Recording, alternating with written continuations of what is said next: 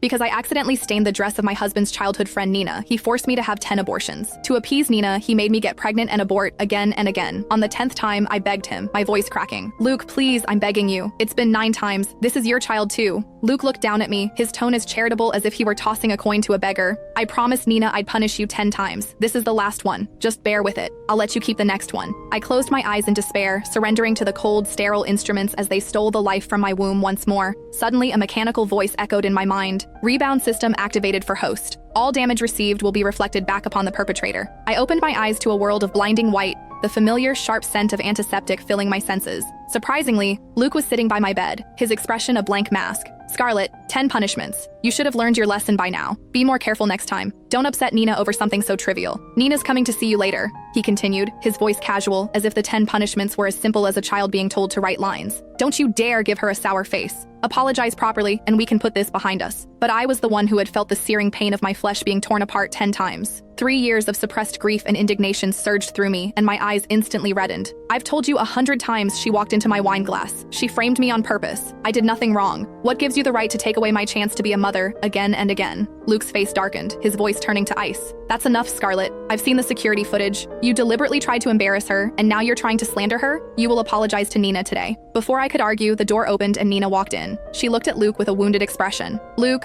maybe we should just forget it. Scarlett seems so unwilling. It's okay if I'm a little upset. I don't want to cause trouble between you two. Luke's gaze softened as he looked at her, his voice sickeningly sweet. How could I do that? It breaks my heart to see you upset. Don't worry. I'll make sure she apologizes to you today. He turned back to me, his eyes cold. You should learn from Nina. She's so much more understanding. If you don't want another punishment, you'll apologize to her right now. It was always like this, forcing me to apologize to Nina right after an abortion. Even when the security footage had obvious gaps, even when I saw a flicker of doubt in his own eyes, he always chose to believe Nina. When I refused to apologize, he would ignore my fragile state and force himself on me in that very hospital bed. And I, like a fool, believed each time would be the last. I would feel a flicker of joy with each new pregnancy, only to have it crushed into despair. This time I didn't scream or fight like before. I turned my head away, my silence a wall of defiance. I could hear the anger in Luke's breathing. He grabbed my chin, forcing me to look at him. Scarlett, don't test my patience. Apologize to Nina now, or you won't like the consequences. A bitter laugh escaped my lips. And if I don't? His grip tightened, his voice merciless. It seems the punishments haven't been enough. If you insist on being stubborn, I don't mind making you lose the chance to be a mother one more time. My body tensed instinctively. My eyes blazed with fury as I stared him down. Luke Anderson, you wouldn't dare. He smiled, a chilling, predatory grin. Dare? I've dared many times before, and you seem to enjoy it, don't you?